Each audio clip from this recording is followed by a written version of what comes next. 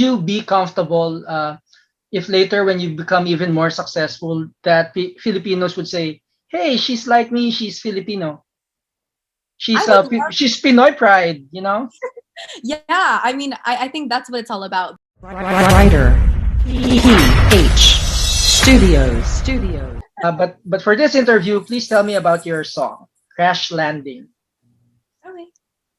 So Crash Landing, it came from a lot, not just the K drama. I think it also just came from Ati from Grace Note. I was working closely with her, so it was wonderfully written and composed by her. I could not take any credit for that. We were basically just making kwentuhan about what we do in our free time, Mhm. and we came across the topic of K dramas. So then she had asked me, "Oh, have you watched Crash Landing yet?" Just because it's blowing up so much right now, and I said, "Oh no, not yet." And then at the same time, we were kind of going back and forth about what kind of song we would want to write, what kind of vibe we were going for, what kind of genre. And then a couple days later, she had sent me the Crash Landing demo. And when I heard it for the first time, I fell in love with it. I really wanted to sing along to it, and I actually recorded it right away. And it started from there. It was completely in English. It was a full English song. And then I had let her know that I was already learning Korean because of my past position, and we added it to the song as the chorus and also as a verse, and then it came together. When the song was presented to you, was it in did it sound like a demo or was it in full production already? it sounded it sounded like it was pretty full to me. Definitely Oh, sounded full production, but it definitely did take on some other versions as we were working on it. So there was I definitely see. more reverb compression added to it. When I added the vocals, more backup vocals. So You're a pop singer. I wouldn't like to box myself as a pop singer. Mhm. Per se. I think I would want to try to branch out into different genres, try it out. Whatever I'm thinking or feeling as a song, I feel like I'll try to do that. I think when I first heard the song on YouTube, I was kind of surprised when the Korean came in. I think that was a stroke of genius. Was that something that was spontaneous to you, or were you always just thinking, when I do this, I'll incorporate Korean lyrics? It was definitely spontaneous. I think Mhm. as soon as I brought up that I was learning it, or I was still a student. I have an instructor learning Korean. Mhm. They were like, "Wow, I think that would be super bagay for this song." And then it definitely added something to the song that I don't think anybody expected, even myself. But I love it. Do you think it's easier to sing about something that has basis? Like this one, the story, it's fantasy. It's kind of inspired. I won't say it's based on Crash Landing. I think it's kind of inspired by Crash Landing. Did that Yeah, make it easier for you I as a think singer? yeah, I think the message behind the song in general, it doesn't have to be directly related to the K drama, as you said. I think the Mhm. message of the song in general can resonate to so many people, even if they're not K drama watchers, which I really like about it. So yeah, it definitely made it easier for me to get the feeling of the song. It can also be a metaphor for falling in love hard for someone. You know, Crash Landing. There's such an impact. You know, can you relate to that? Falling in Definitely. love hard for someone. I can definitely say as a young woman that I've definitely been through situations like that where I felt that way. So that's also kind of what made it easier to sing along to, just because you have that feeling of like, oh, finding your knight in shining armor, but then you go through those phases of learning what love is, and then you're like, oh, okay, well, in reality, like we all have to mature and find out, who the one is. What was the process of Crash Landing a record deal? The crash landing, the process, as in the songwriting process. Yeah, I mean, landing a record deal to do this. Yeah, Oh yeah, so the yeah, record deal. with Universal. Yeah. Yeah. So I was discovered through Kuya Darwin of Soupstar. I Uh-huh. actually had a cover out of Ikaw at Ako by Moira, and he had reached out to me, and then that kind of started the whole production of me getting to know Ate Eunice from Grace Note. I worked closely with her. I actually recorded my first song, which wasn't Crash Landing. The Mm. second song was more of me wanting to get involved in the whole process. So I worked closely with Ate Eunice on that as well, on the second song, and then Universal Records actually picked up on it spontaneously as Mhm. well. It was kind of like a blind audition, I guess you would say, because Kuya Darwin had actually played it for them, not knowing who it was, and then they Mm. were in the song. Thankfully, I'm very honored that they picked up on it. I'm very honored that they chose me to be one of their new artists. So Have you always been based in LA? yeah, I was born and raised, but I actually moved around quite a bit, like for school or for work. But you've been to the Philippines, I guess. Yeah, I go there very often actually. I was just there for work. I was living there for work for a little bit and then I have to move back for the pandemic. I see. Do you plan to write a song or sing a song with Filipino lyrics, at least bits of Filipino lyrics, just Yeah, so? that's actually in the talks. I believe the third song is gonna be a Tagalog song or like OPM song of sorts. So I'm excited about that. Who are the artists you listen to? Like you said, you don't want to box yourself, so I guess you have lots of influences. Yeah, definitely. I think growing up, we listened to so many different things in my household. So it went from, you know, Backstreet Boys, NSYNC, that kind of boy band back in the 90s, to Mhm. No Doubt, Gwen Stefani, and then we took like Wow.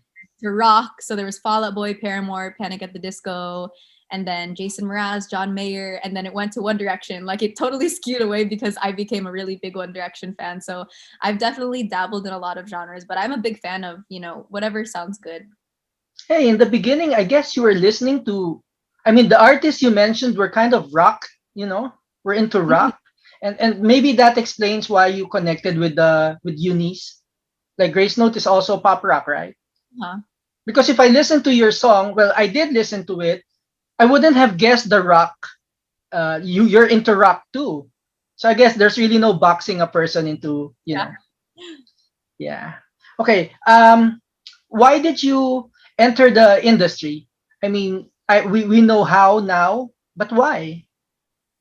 I think right now, just because of what's going on, the situation of the pandemic, I think it was just a way for me to kind of not just be productive, but also it was just a great opportunity for me to change, to like transform one of my passions in life to Mhm. become something that I could do for a living. So the fact that I have the privilege to do that was just a huge opportunity that I couldn't pass on, especially at a time like this, even though it's very difficult to be an artist during this time, let alone a new artist.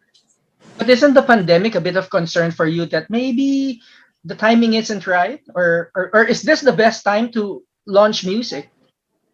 I don't think there was a right or wrong time. I think it came at the perfect time for me, at least. Mhm. Time that I think that just as soon as the opportunity came, it was something that I wanted to definitely experiment with and work on. And it's definitely a learning process because of how we're doing it. And at the time that we're doing it at, it's definitely difficult, but definitely very exciting and fun to kind of learn the new things, especially since there's a new normal to everything now. So Actually, it's music. If you take away the live performance, music is actually booming compared yes. to movies, compared to. So you're here at the right time. Even your name is interesting. Tell me about it. Yeah, so Bay is not my real name. It was actually a nickname that was given to me by my family. So my mom, dad, my lolo and lola, they called me Bay. I don't think it was inspired by Beyonce. I think they really just got it from my real name, which is Isabella. So they called me Bay growing up. It would be Bay, Bay, Bay. That's what they would call me around the house. And then my close family friends would call me Bay. And then it just became a thing whenever my parents would hear me would other people would hear like my family or close friends call me babe, they just join in. They'd be like, "Oh, hey, babe, babe," and then I get used to it. So, When you're in the Philippines, where do you go? Where do you hang uh, out? like specific places or like Yeah, cities. or what kind of activities do you do? I wasn't really like a going out type of person. Oh. I'm very much I guess I'm kind of an ambivert. So I definitely love staying at home. I was definitely Uh-huh. just like a home work gym type of person. I wouldn't really like go partying or anything. But if I did Mhm. go out, it would be like going out to eat, seeing like family friends or like friends over there. So Are you into K-pop? I would say I'm kind of into it. It's just another genre that I really like to listen to just because it's booming right now. So Mhm. they definitely have something good going on there. And thankfully my friends actually introduced K-pop to me when I was younger. When I say younger, I mean high school, so a few years ago. And they introduced me to people like BTS, Mamamoo, Uh-huh. EXO, and I kind of got more into that genre. So Can you tell me more about your roots? Like earlier, On RX, I heard you said you're American, but I guess there's more to you than that. Yeah, so I was born and raised here in California, but I Mhm. am full Filipino because my parents are both full Filipino. And I actually grew up, watching a lot of teleseries with my lola and lola. Ah, So that's kind of like how I would pick up on it. And like mhm. I said, I started singing Bakit Baba. So that's kind of like my intro to how I wanted to learn more about Tagalog and try to like speak it more, understand it more when it came to my parents or grandparents speaking it around the house. And then Mhm. for university, I moved to London. So then that's another, I guess, part of who I am because I was there for quite Right. a bit to study. And then I moved to the Philippines after. So quite a bit of diversity in there. So you know how to speak Filipino? I understand it mostly, but when it comes to speaking, I'm very shy about it, even though I try to. but But you stayed there for quite a while. But I well, stayed okay. for about almost a year, a little less than a year because of the pandemic. How do you like Filipino music? I love OPM. I started listening to more of OPM recently. Mhm. Moira, Ben and Ben, Unique Salonga, and also like the old, I mean, not oldies, but I would listen So to a, so you listen to your even your parents' music. You're into yeah, that too. yeah. I would definitely just listen to kind of whatever would be played around the house, and that would kind of influence me to, broaden out the type of genres that I listen to. So I'm thankful that we kind of all have different music tastes, especially when it comes to OPM. So my parents can help me, listen to other artists that I've never heard before. Are you already preparing for the next song or perhaps even a full album?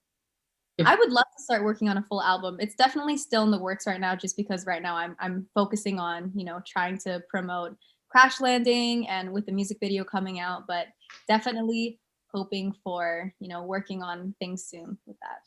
I'm surprised you still want to do a full album when many artists your age would rather just release one single after another. Why is that important to you to release a full album? I mean, I don't think it's the idea of releasing a full album. It's more of just I would love to work on more music and to release Mhm. that just because of thankfully there was such a great reaction to Crash Landing. So because of that, I'm definitely more inspired, more motivated to put out more music. So Who are the other artists you'd want to collaborate with? I like I said before, I would love to collaborate with Grace Note just because I've seen how at the Eunice works when it comes to Uh-huh. producing the music, putting together the vocals and the melody and everything. So it would be great to be on a track with her. But also, I feel like there are so many local and international artists that I would love to work with just because I'm very open to interpreting how other people kind of put together music or how they see music as their own outlet or what kind of genres they like to sing to and whatnot.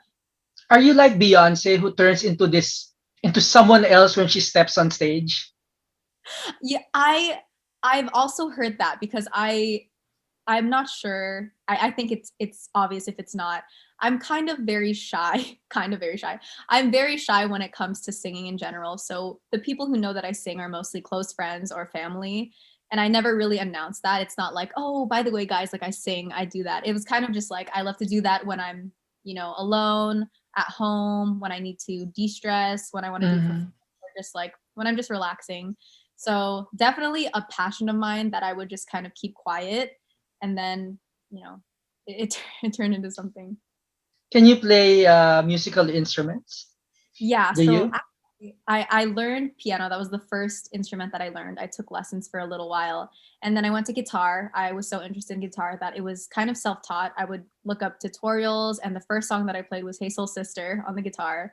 And then I went to ukulele because it's kind of it's similar. Oh, And I think I would have to say that ukulele is definitely my favorite instrument to play, just because it's portable and it's just very cute and tiny. I didn't expect that answer. Yeah, I was expecting you to say no. I don't because you're just so you're really so into music. Now that I know about your background, where does that come from?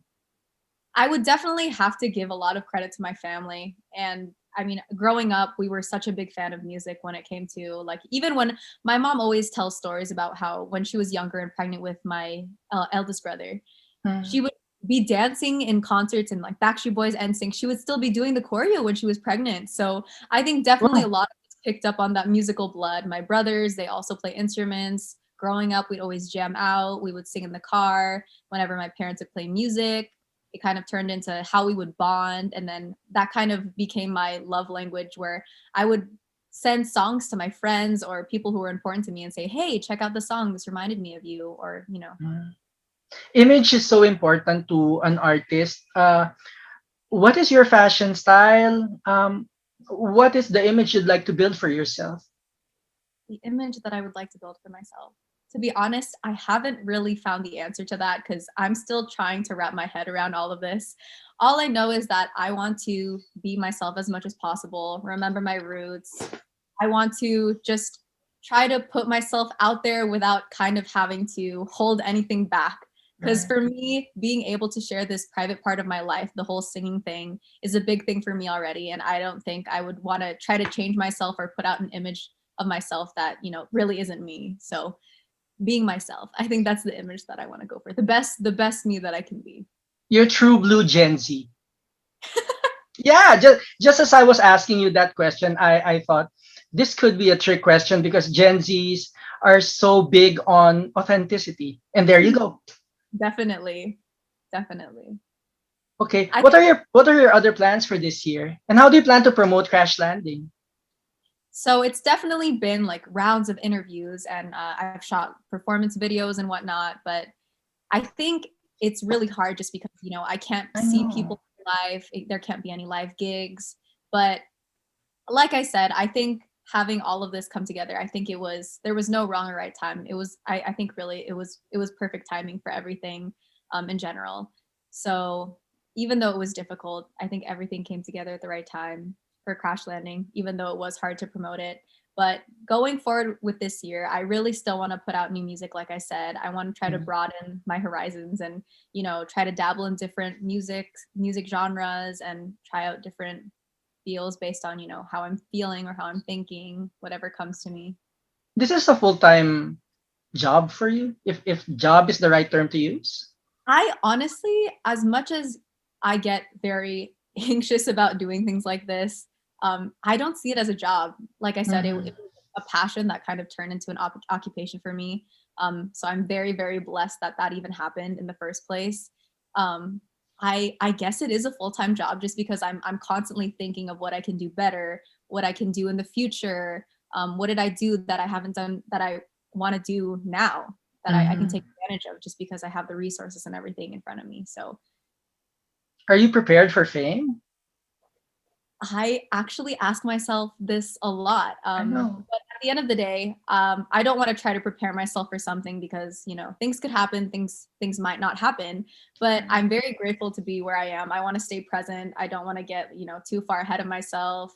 I don't want to weigh myself down either. So I try to kind of find that balance. A few more questions.